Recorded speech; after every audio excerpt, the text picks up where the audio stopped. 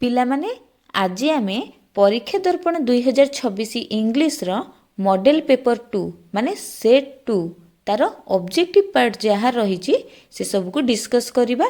ତାହେଲେ ଚାଲ ଡେରି ନ କରିକି ଆରମ୍ଭ କରିବା।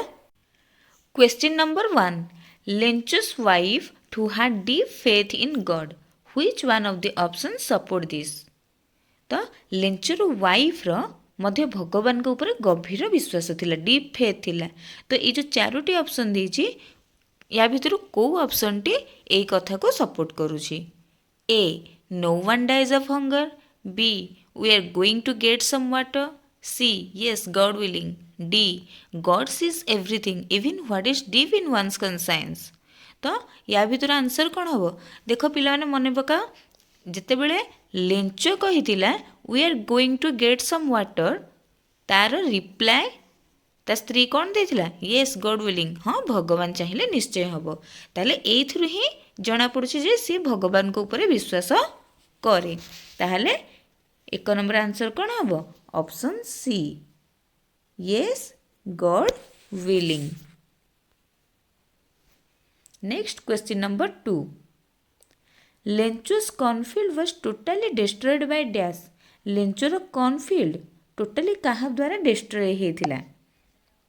Option A, small hailstones with monsoon shower, B, a plague of locust and light rainfall, C, a shower of rain and mist and gentle breeze, D, a strong wind, rain and very large stones. ତାହେଲେ ଏହାର answer କ'ଣ ହେବ? Strong wind ବି ହେଇଥିଲା, rain ବି ହେଇଥିଲା, ତା ସହିତ very large stones ମାନେ very large ହେଲ୍ stone, ଏଇ ତିନୋଟି ଯାକ ଆଟ୍ ଏ ଟାଇମ୍ ହେଇଥିଲା, ହଁ କି ନାହିଁ? ତ ୟା ଯୋଗୁଁ ନଷ୍ଟ ହେଇଯାଇଥିଲା। ତାହେଲେ ୟାର ଆନ୍ସର୍ ହେବ option D, a strong wind, rain and very large stones. Next question number 3, Gandhi had a false notion that dash had nothing to do with education। ଗାନ୍ଧୀଜୀଙ୍କର ଫଲ୍ସ ନୋସନ୍ ଥିଲା ଯେ ଏଜୁକେସନ୍ ସହିତ ୟାର କୌଣସି ଲେନଦେନ ନାହିଁ। ତ ଏଜୁକେସନ୍ ସହିତ କାହାର ଲେନଦେନ ନାହିଁ? Option A, games and sports, option B, drawing and painting, option C, music and dance, option D, yoga and meditation. ପିଲାମାନେ ସେଣ୍ଟେନ୍ସଟି ଦେଖିକି ତୁମ ମାଇଣ୍ଡରେ ଆସୁଥିବ କ'ଣ? ଆରେ ବହିରେ ତ ଦେଇଥିଲା gymnastics had nothing to do with education, ତ ଏଠି ତ ଜିମ୍ନାଷ୍ଟିକ୍ ଅପସନ୍ରେ ହିଁ ନାହିଁ। ତାହେଲେ ଆମେ ଆନ୍ସର୍ କ'ଣ ଲେଖିବୁ? ହଁ କି ନାହିଁ? ଏ ଭାବୁଛୁ ଟି?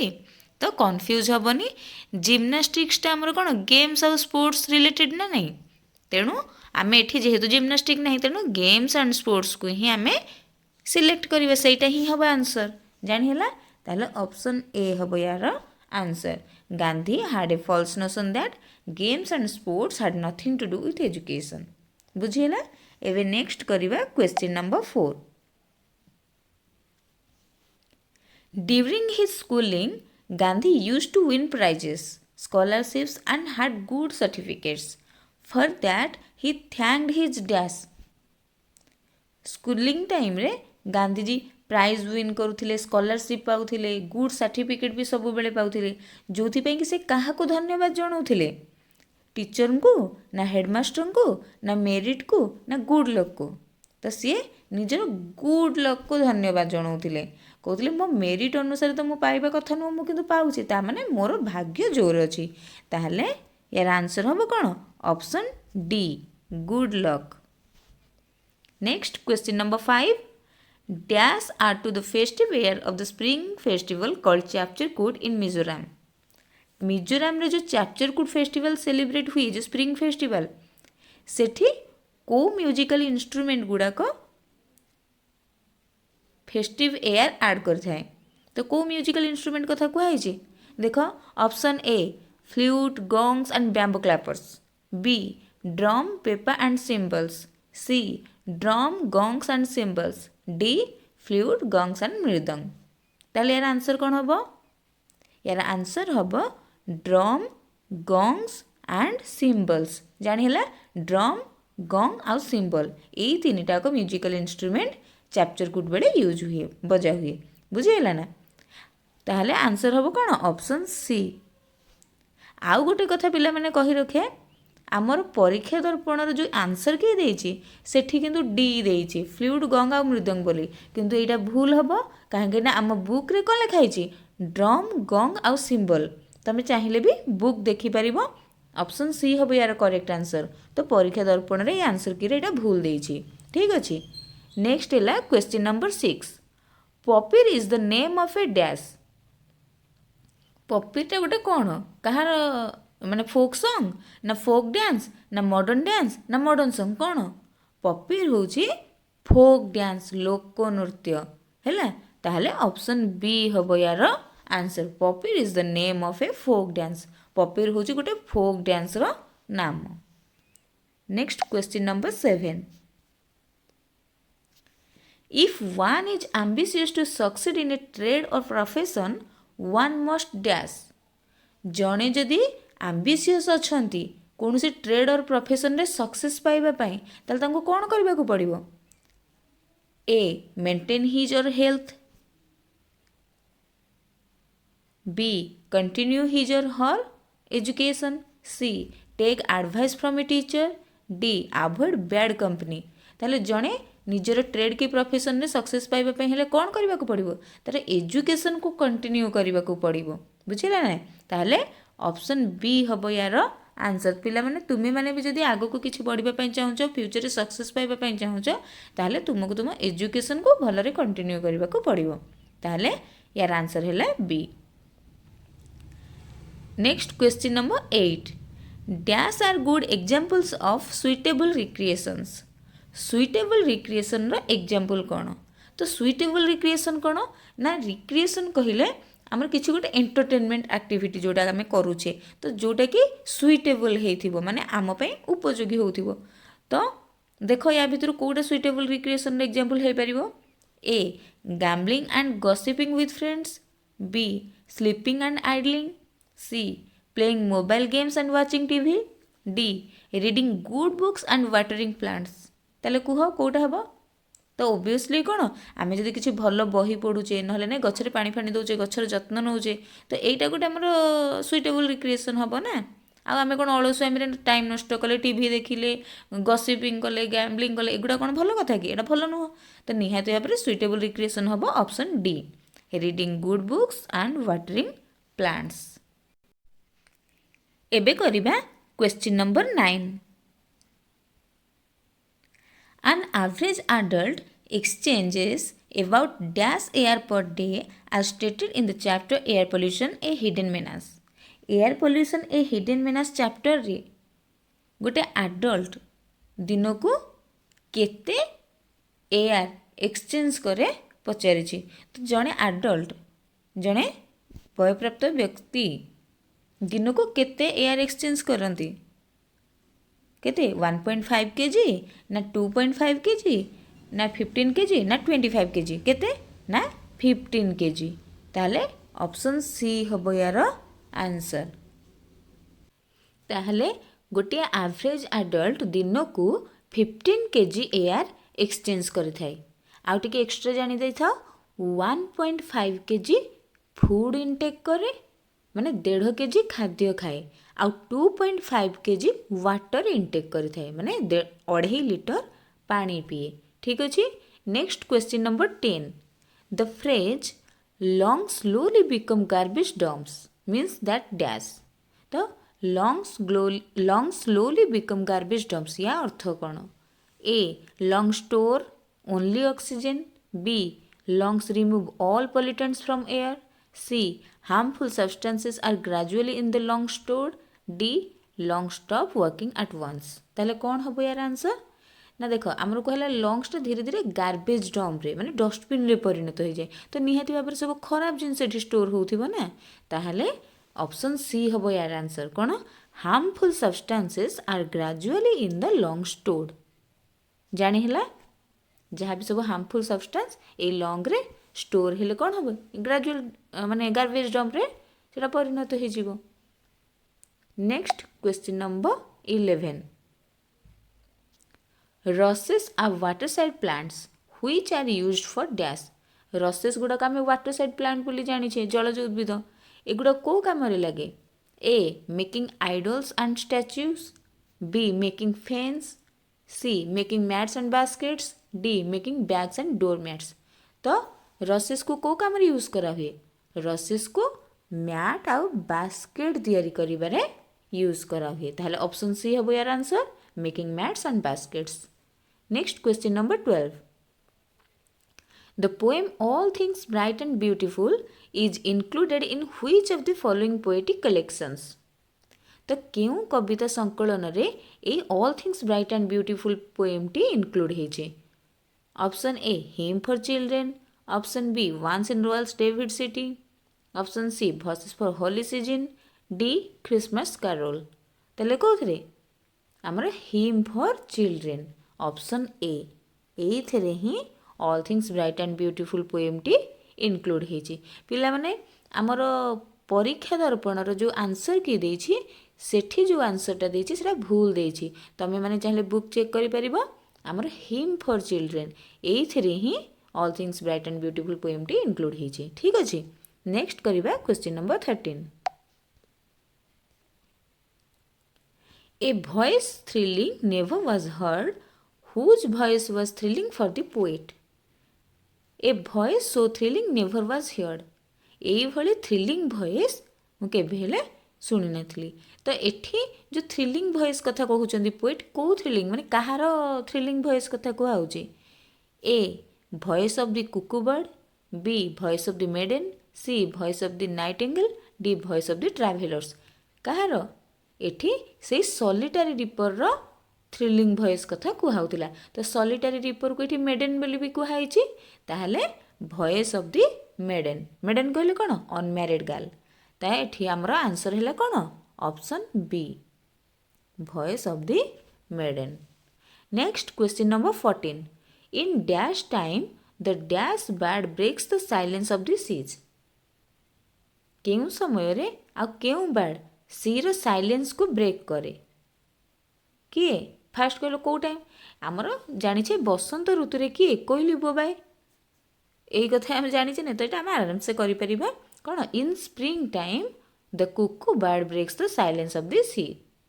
ताहले ऑप्शन ए हम यार आंसर जानी है. In spring time the cuckoo bird breaks the silence of the seas. Next question number 15. The poem village song is composed by dash. ये जो विलेज सॉन्ग पोएम टी एटा कहा द्वारा कंपोज होइछि. A Sarojini Naidu, B William Wordsworth, C C F. Alexander, D RN. Tagore. तो ये जो विलेज सॉन्ग पोएम टी हमर सरोजिनी नायडू द्वारा कंपोज होइछि. ऑप्शन ए हम यार आंसर.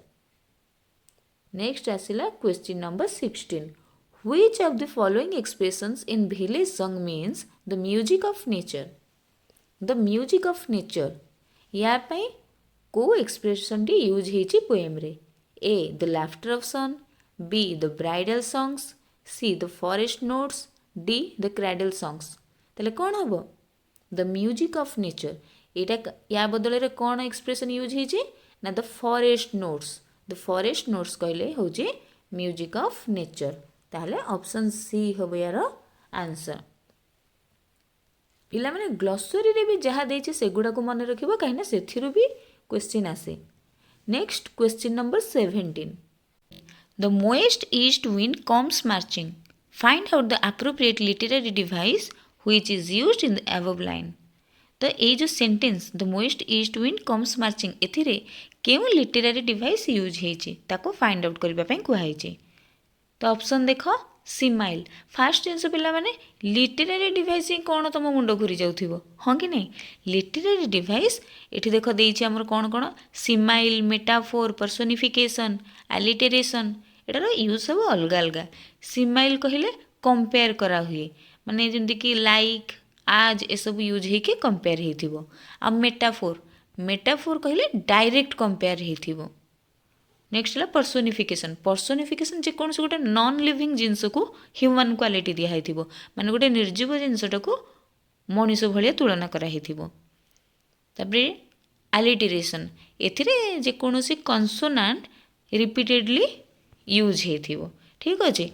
तो आमर ये देती कौन the most east wind comes marching ये कही ईस्ट विंडटा कौन कर मार्चिंग करने कथा कहूँ आ पवन के मार्चिंग करें कि करें तो मनीष करे ना नहीं तो ये विंड को गोटे निर्जीव जिनस को मनीषर क्वालिटी दिखाई तो ये पर्सोनिफाई कराई ताहले यार आंसर हम पर्सोनिफिकेशन। आउ गोटे कथा पिला माने मन रख आमर the flower school poem T सब जगह आम कौन फूल को कंपेयर कराई पिला सहित मनीष सहित तेणु ये पोएम टी संपूर्ण रूप से पर्सोनिफिकेशन रे ही अच्छी है एटा मन रखिबो ताहले यार आंसर कौन है personification. Next question number 18 which statement is incorrect according to the poet in the poem the flower school. The flower school poem रे पोएट को अनुसार क्यों स्टेटमेंट टी भूल अच्छी तो देखिबा को स्टेटमेंट भूल अच्छी। Option A flowers are attending school secretly underground एटा तो ठीक अच्छी। Next when rain comes flower burst suddenly एटा भी ठीक अच्छी जिते वर्षा आसे मैंने पूरा सडनली बस्ट करती। Next flowers rush out in red blue and yellow dresses देखिबा कहलो एटा ठीक अच्छी भलरे भाव ठीक अच्छी एटा भूल अच्छी केमिति ना आमर पोएम रे देथिला को कलर रे पिंक येलो व्हाइट ड्रेस से माने पिंधिकी आसंती बोली flowers rush out in pink yellow and white dresses किंतु एठी अलगा कलर देछि ताहले एटा ही पोएट को अनुसार कौन इनकरेक्ट अच्छी ताहले ऑप्शन सी हम ये आंसर जानी है। तापरटा भी जो देछि branches clash and leaves rustle in the wild wind एटा ठीक अच्छी तो ऑप्शन सी है ये भूल अच्छी तेणु यहाँ ही आंसर हम आउ कौन। Next question number 19 According to Sarojini Naidu in the poem The Village Song, the bridal robes are dash.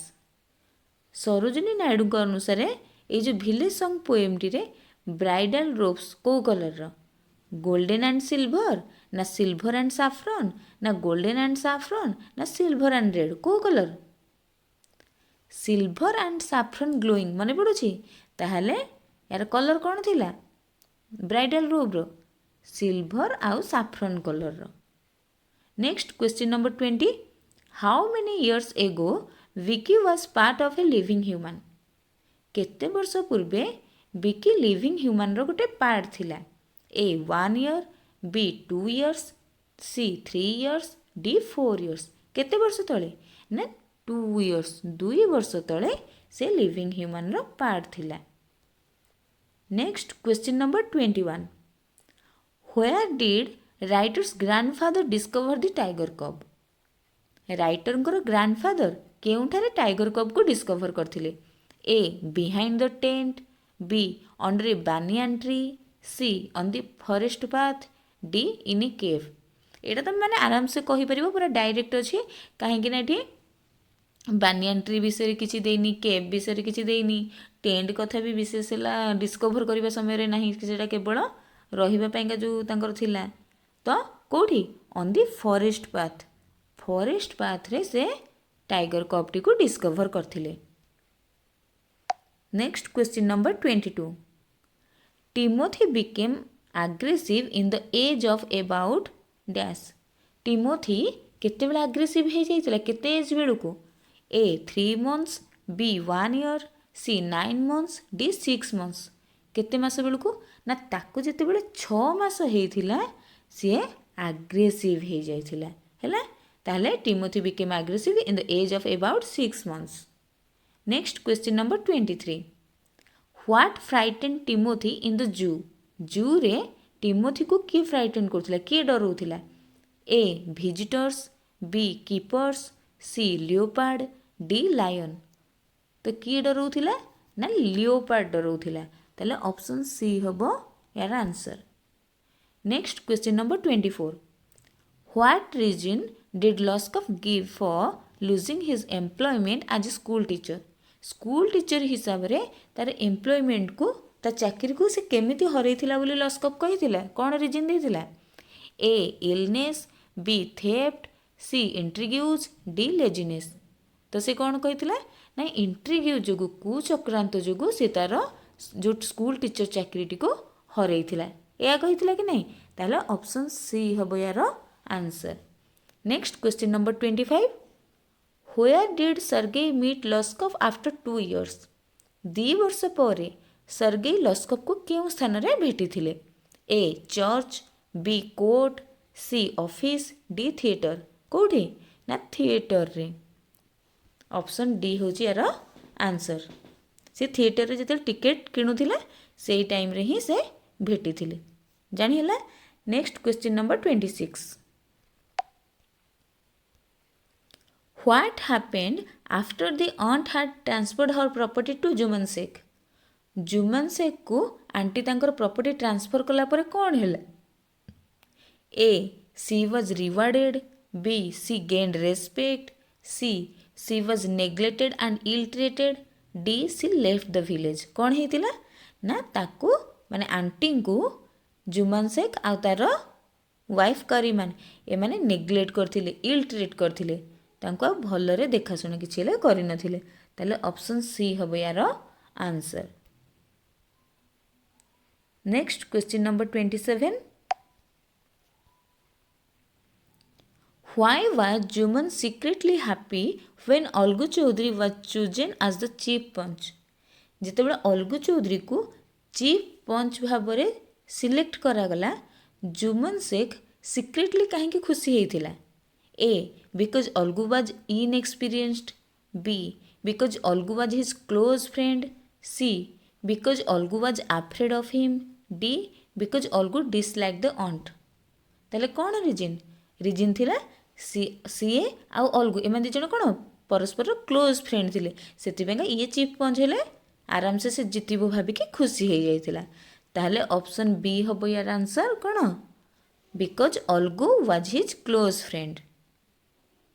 Next question number 28 when did Sahuji put a double load on the bullock bullock ऊपर केतेबेले double load Sahuji करथिले A during the first trip B during the second trip C during the third trip D during the fourth trip तो fourth trip बेलू से double load करथिले bullock उपरे ताहले option D हबो यार answer. Next question number 29 according to the grandfather from the story a grain as big as a hen's egg what was the only thing people truly called their own?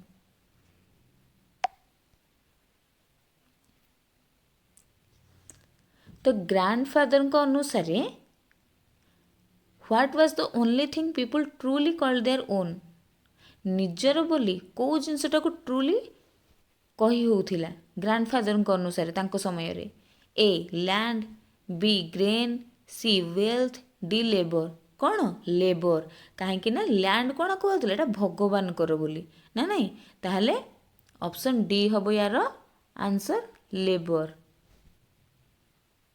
Next question number 30 why couldn't the first old peasant answer the king's questions properly? First old peasant जे थिले से king कर माने राजांकर question को properly कहीं के answer दे पारलेनी A because he was afraid of the king B because he was blind C because he was so deaf D because he was confused कौन हम यार आंसर देख फास्ट पेजेंट जी आसते फास्ट ओल्ड पेजेंट जी आसी सी कौन प्राय शुणी पार ना देखिपार ना चली पार ना सब ये ना नहीं ताहले यार आंसर कौन हम से कहीं किसी आंसर दे पारे because he was so deaf है ऑप्शन सी हम यार answer. Next question number 31 everyone found Mrs Mahanti to be a very friendly and pleasant person write a single word for the underline phrase तो ये गोटे sentence देती आ भर गोटे phrase को अंडरलाइन कराई कहुच्छे से जो अंडरलाइन फ्रेज ता बदल गोटे सिंगल वर्ड लिखापी फ्रेंडली एंड प्लीजेंट या बदल आम कौन लिखिपर अनसोसिएबल ना रिपल्सिव ना एमेबल ना हॉस्टाइल कौन लिखिपर आमेबल आमेबल आम अलरेडी पढ़ीचे जे फ्रेंडली एंड प्लीजेंट पर्सन बोली ताहले एटा हम amiable. Next question number 32 Netaji was a famous freedom fighter he was born in Cuttack. ଏଠି ଦୁଇଟା ସେଣ୍ଟେନ୍ସ ଦେଇଛି। ନେକ୍ସଟ ଦେଇଛି which option is the correct combination of the above two sentences. ତ ଅପସନ୍ ଭିତରୁ କେଉଁଟା ହେଉଛି କରେକ୍ଟ କମ୍ବିନେସନ୍ ସେ ଉପର ଦୁଇଟି ସେଣ୍ଟେନ୍ସର କରେକ୍ଟ କମ୍ବିନେସନ୍ କେଉଁଟା ହେବ? ଫାର୍ଷ୍ଟ ଦେଇଛି Netaji was a famous freedom fighter who was born in Cuttack. Next Netaji was a famous freedom fighter was born in Cuttack. Netaji was born in Cuttack was a famous freedom fighter. Netaji who was born in Cuttack was a famous freedom fighter. କ'ଣ ହେବ ଏହାର answer? ଦେଖ ଆମେ ଯେତେବେଳେ ଏଇଭଳି ଦୁଇଟା ସେଣ୍ଟେନ୍ସକୁ combine କରିବା ପାଇଁ କୁହାଯାଇଥାଏ ତମେ କ'ଣ କର? ପ୍ରଥମେ କମନ୍ ଜିନିଷଟାକୁ ଖୋଜିଦିଅ। ତ ନେତାଜୀ ଆଉ ଏପଟ ସେକେଣ୍ଡ ସେଣ୍ଟେନ୍ସରେ ହି ଲେଖା ହେଇଛି ଯେଉଁଟାକି ନେତାଜୀଙ୍କୁ ହିଁ ବୁଝାଉଛି। ତ ଫାର୍ଷ୍ଟ ଆମେ ସିମିଲାରଟା ଲେଖିଦେଲେ ନେତାଜୀ। ତାପରେ ନେତାଜୀ ଇଏ ଜଣେ ପର୍ଟିକୁଲାର ମଣିଷଙ୍କୁ ବୁଝାଉଛି। କାହାକୁ ବୁଝାଉଛି? ସୁଭାଷ ଚନ୍ଦ୍ର ବୋଷକୁ। ତ ଆମେ କ୍ଲିଅର ହେଇଗଲେ କ'ଣ କାହାକୁ ବୁଝାଉଛି। ତ ଯେତେବେଳେ ନାଁରୁ ହିଁ ଆମେ ଜାଣିପାରୁଛେ କାହାକୁ ବୁଝାଉଛି ତ ନନ୍ ଡିଫାଇନିଂ ରିଲେଟିଭ୍ କ୍ଲଜ୍ ଆସିବ। ତେଣୁ ତା ପାଖରେ କମା ବସାଯାଏ। ବୁଝିହେଲା? କମା ବସାଇ ଦେଲେ ତାପରେ ସେକେଣ୍ଡ ସେଣ୍ଟେନ୍ସର ଡିସିମିଲାର ପାର୍ଟଟା ଲେଖିବା। ତାହେଲେ ନେତାଜୀ ଲେଖିଥିଲେ ଏପଟେ ଲେଖିବା ୱାଜ୍ ବର୍ନ ଇନ୍ କଟକ। କମା ଦେଇକି ଲେଖିବା ୱାଜ୍ ବର୍ନ ଇନ୍ କଟକ। ଆଉ ଡାଇରେକ୍ଟ ୱାଜ୍ ଲେଖିବାନି। ତ ନେତାଜୀ ଯେହେତୁ ମଣିଷ ଜଣେ ତ ତାଙ୍କ ପାଇଁ ଆମେ କ'ଣ ଯିଏ ବୁଝେଇବା ପାଇଁ ହୁ ୟୁଜ୍ କରିପାରିବା। ତାହେଲେ Netaji who was born in Cuttack ସେଇଠି କମା ଦେବା। ତାପରେ ଫାର୍ଷ୍ଟ ପାର୍ଟର ଯେଉଁ ଡିସିମିଲାର ପାର୍ଟ ଥିଲା ସେଇଟା ଲେଖିବା was a famous freedom fighter. ତାହେଲେ କ'ଣ ହେବ ଆନ୍ସର୍? Option D. ଦେଖ ନେତାଜୀ କମା ଦେଲ who was born in Cuttack comma ଦେବ ତାପରେ was a famous freedom fighter. ଜାଣିହେଲା? ଏଇଗୁଡ଼ା ଭଲରେ ପ୍ରାକ୍ଟିସ୍ କରିବ। ଏଇଟା ହେଉଛି ନନ୍ ଡିଫାଇନିଂ ରିଲେଟିଭ୍ କ୍ଲଜ୍। ଦେଖ ରିଲେଟିଭ୍ କ୍ଲଜ୍ର ଆରମ୍ଭରେ ଆଉ ଶେଷରେ କମା ଦିଆହେଇଛି। ନେକ୍ସଟ କରିବା ଆମେ କ୍ୱେଶ୍ଚିନ୍ ନମ୍ବର 33। ଚାରିଟି is one exempted dash paying tax। ଏଇଠି କ'ଣ ହେବ ଅପସନ୍? ଦେଖ ଅନ୍ ଅଫ୍ ଫ୍ରମ୍ ଇନ୍ କ'ଣ ହେବ? ଏଥିରେ ପିଲାମାନେ ବିଶେଷ ବୁଝିବାର ନାହିଁ, ଖାଲି ମନେ ରଖିବା ଜିନିଷ ଏକ୍ଜେମ୍ପଟେଡ୍ ଥିଲେ ଏକ୍ଜେମ୍ପଟେଡ୍ ପାଖରେ ସବୁବେଳେ ଫ୍ରମ୍ ଲାଗେ। ହେଲା? ତାହେଲେ charity is one exempted from paying tax. ତାହେଲେ ଆନ୍ସର୍ କ'ଣ ହେଲା? From. Option C. Next question number 34। She had finished her homework before dash। Choose the correct option from the following to complete the sentence। तो correct verb form को बाछिकी आम sentence को complete करवा। देख देती सी had finished her homework before dash. तो before after case आसीगला माने टिके माइंड को आनीदेव काले दुईटा जाक पास्ट एक्शन होती कहीं आम जानी दुईटा जदि पास्ट एक्शन होता है जो एक्शन टी प्रथम होता है सेटा पास्ट परफेक्ट हुए आ रिसेंट जो पास्ट एक्शन होता है सेटा पास्ट सिंपल हुए। तो पास्ट परफेक्ट ऑलरेडी दे दीची कौन सी had finished her homework Etah past perfect दीची। तो ये एक्शन टी प्रथम होती माने रिसेंट एक्शन जोटा आम पास्ट सिंपल करवा ताले कौन हम सी सेंड पास्ट सिंपल ना नहीं। तो she went to bed. Option B. She had finished her homework before she went to bed. जानी है ऑप्शन बी हम यार आंसर। आउ गोटे कथा पिला माने एटा मन रखिबार ट्रिक कौन जदि ये केस तुम बिफोर आफ्टर केस पाउच जानी था बिफोर जदि लगी था बिफोर माने पूर्वर ना नहीं तो पूर्वर पास्ट परफेक्ट लगे आउ आफ्टर थिले आफ्टर माने परे तो परे पास्ट परफेक्ट लगे। ये भी गोटे मन रखिबार ट्रिक है। Next question number 35। Which sentence from the following is not acceptable. ये चारोटी सेंटेंस भितर क्यों सेंटेंस टी एक्सेप्टेबल नुह। A I can hardly believe it. B it does not hardly rain in desert. C she hardly ever goes to the pictures. D I can hardly wait to see it. या भितर Kota acceptable नुह माने कोटा ठीक नुह भूल कोटा भूल अच्छी खोज। एटा देख हार्डली रो यूज देछि आउ हार्डली क्यों स्थान यूज करूँ ऑक्सिलरी वर्ब पर आउ मेन वर्ब पूर्वर। तो आम कौटी भूल अच्छी खोजा। फास्ट देख आई कैन हार्डली बिलीव इट तो कैन है ऑक्सिलरी वर्ब पर हार्डली बसची ठीक अच्छे मेन वर्ब है बिलीव ता पूर्वर बसची तो ठीक अच्छे ऑप्शन ए ठीक अच्छे। Next option B it does not hardly rain in desserts देख एठी कौन भूल रहा ना एठी नॉट लगी जाइए पिला माने जानी था हार्डली माने होची ऑलमोस्ट नॉट बा ऑलमोस्ट नॉन तो जिते बेले गोटे सेंटेंस रे हार्डली लगे आउ नो नॉट नथिंग एसबू यूज हुए ना तो ये नॉट लगी जाइए तो निहाती भाव में यहाँ भूल ना नहीं तो यहीटा ही आमर एक्सेप्टेबल नुह ताहले ऑप्शन बी हम यार आंसर बुझीगला। Next question number 36 on this occasion people clean their homes and discard the old to bring in the new year the non-finite clause in the above sentence is dash तो ये जो ऊपर sentence T देला या देरु आमे non finite clause को बाछिबा देख देला on this occasion people clean their homes तो क्लीन एठी हमर फाइनाइट डिस्कार्ड द ओल्ड एठी डिस्कार्ड फाइनाइट तापर देला कोन to bring to plus infinitive ना नहीं तो एठी आसीगला नॉन फाइनाइट वर्ब सी कही कौन नॉन फाइनाइट क्लॉज को आइडेंटिफाई करबे नॉन फाइनाइट वर्ब इतला में टू ब्रिंग कहि दिथांदे नॉन फाइनाइट क्लॉज कहि तमने ता परठू जहा रहिला ताले कौन हबो to bring in the new year option अच्छी ना नहीं देखिल ऑप्शन ए ता माने एटा ही होची हमर non finite clause option A हबो यार answer. Next question number 37 air pollution has dash effect on buildings air pollution has dash effect on buildings तो ये कौन लगे डैमेजेबल ना डैमेजिंग ना डैमेज्ड ना डैमेज कौन हम पिला माने जानी था जिते बेले किसी गोटे ऑनगोइंग इफेक्ट थाए माने से इफेक्ट जारी रोची से अनुसार कौन हम आईएनजी फॉर्म रे लिखा हम से एडजेक्टिव टी ताहले एटा हम damaging option B air pollution has damaging effect on buildings। नेक्स्ट करिबा में क्वेश्चन नंबर 38 What does the word menace mean in the context of the title Air Pollution a Hidden Menace air pollution a hidden menace ए विषय रे menace कहले कौन बुझौची A blessing B threat C resource D protection कौन menace कहले ये बुझौची थ्रेट कौन थ्रेट ऑप्शन बी हम ये आंसर।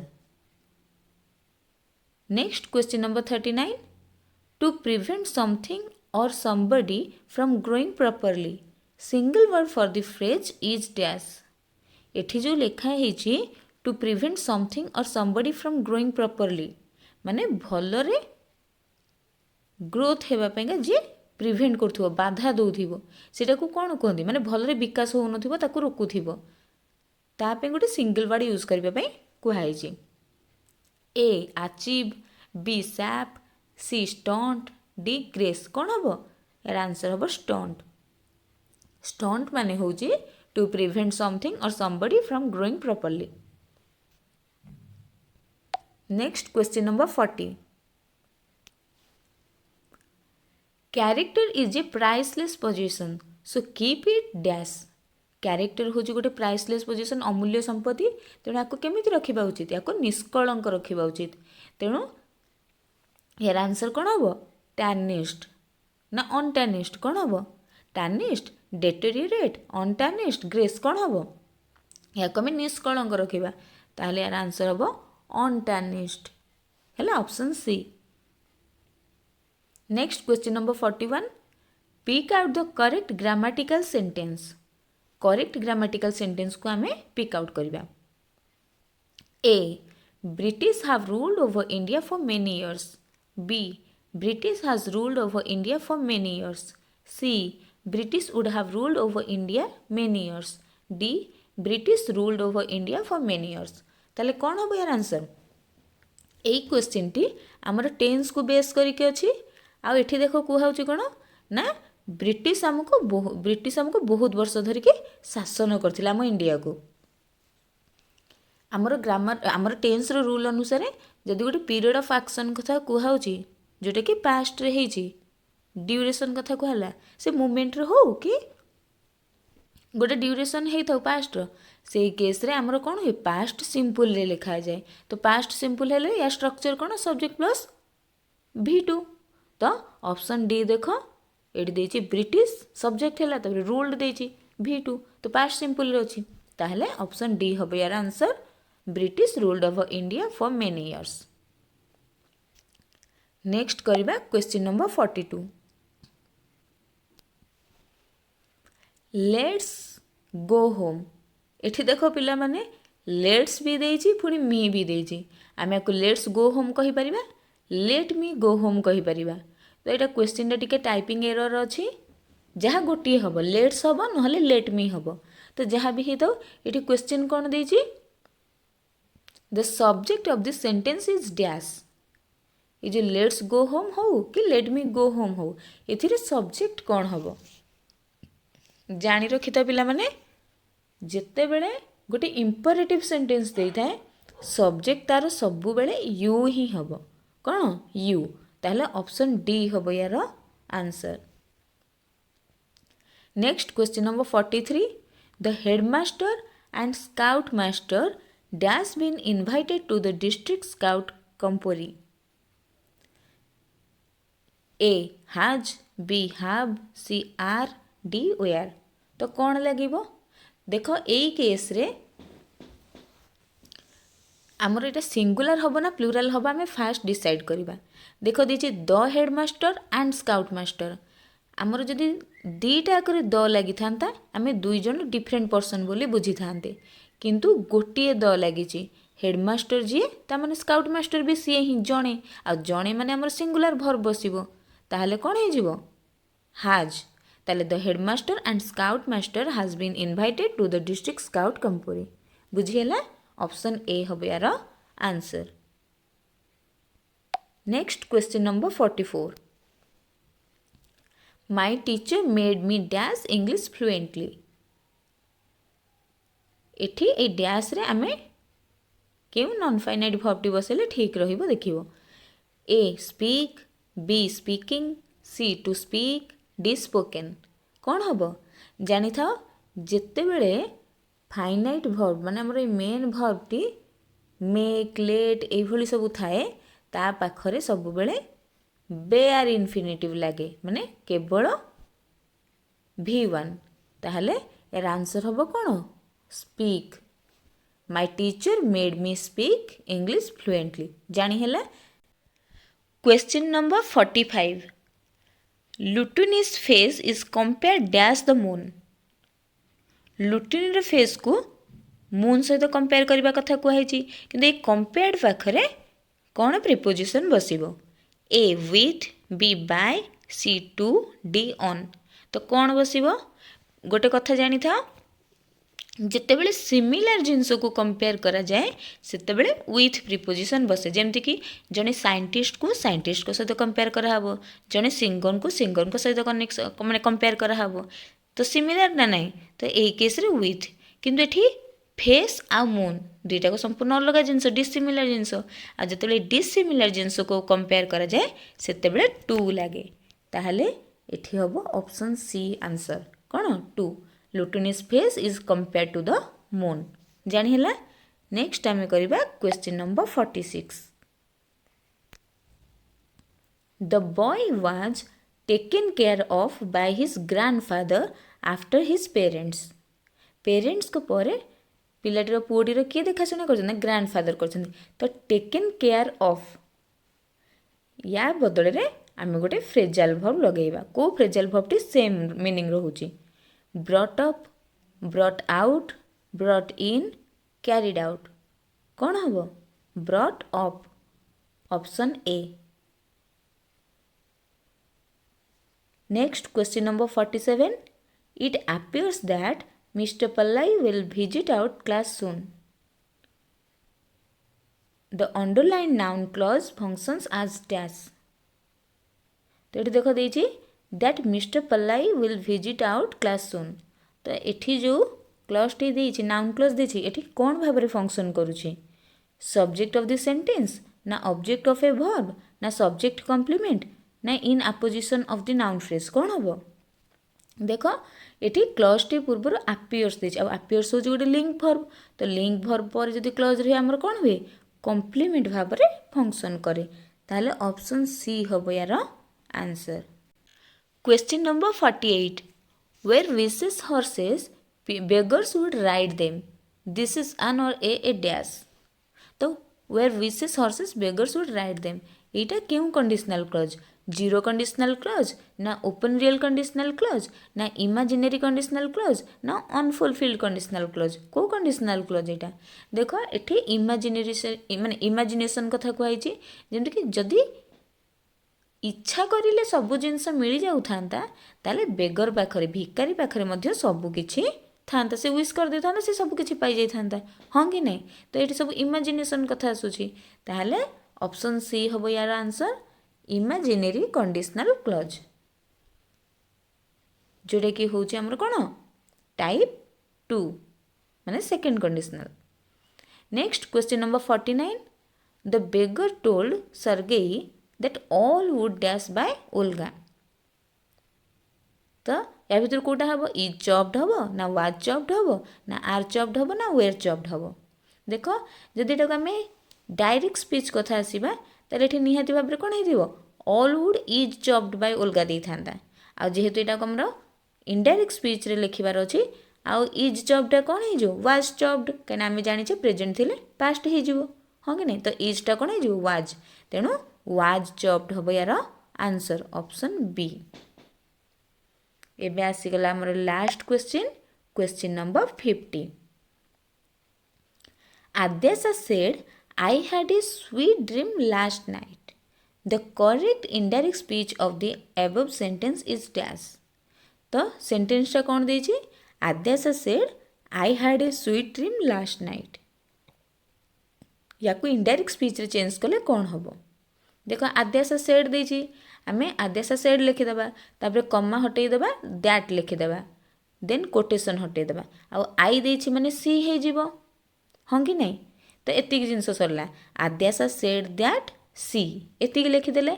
नेक्स्ट है आम टिके टेन्स को देखिबा देख आम जानिछे जदि पास्ट सिंपल थाए सेटा पास्ट परफेक्ट हो जाए आ एठी देछि कोन आई हार्ड देछि हार्ड को देखिके कन्फ्यूज हेबनी या पाखरे V3 देथिले आमे पास्ट परफेक्ट भाभी थांते किंतु V3 देनी ता माने एठी पास्ट सिंपल भाबरे यूज हेछि हार्ड बुझी होछि ना नहीं ताहले पास्ट सिंपल थिले कोन हबो पास्ट परफेक्ट हबो ताहले सी पाखरे कोन लागिबो हार्ड लागिबो तापर वर्ब रो थर्ड फॉर्म तो सी हार्ड कली आ एठी वर्बटा हार्ड देछि तो तार थर्ड फॉर्म सी हार्ड ताहले हार्ड हैला हार्ड पाई लगिला आ वर्ब थर्ड फॉर्म पाई से हार्ड लगिला तो डबल हार्ड एठी लागिवो बुझिला ना नहीं कंफ्यूज हबनी टोटाली गोटे हैला हार्ड लागिबा तो पास्ट परफेक्ट करबा पे हार्ड जो लागे लागिला तापर जो वर्ब थर्ड फॉर्म लागे सेटा परफेक्ट मेकरटा सेठी जेहेतु हमर सेंटेंस रे आई हार्ड देछि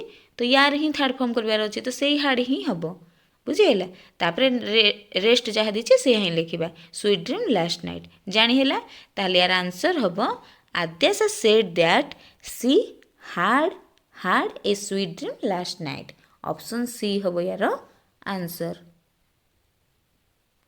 आई होप सब क्वेश्चन रो आंसर केमती कौन है सब बुझी पार्थिबो जदि कौन से क्वेश्चन रे किछि डाउट थाए तुमे माने मते कमेंट सेक्शन रे कमेंट करि परिबो आ जदि वीडियोटी भलरे बुझी पारिथिबो then like, share and subscribe.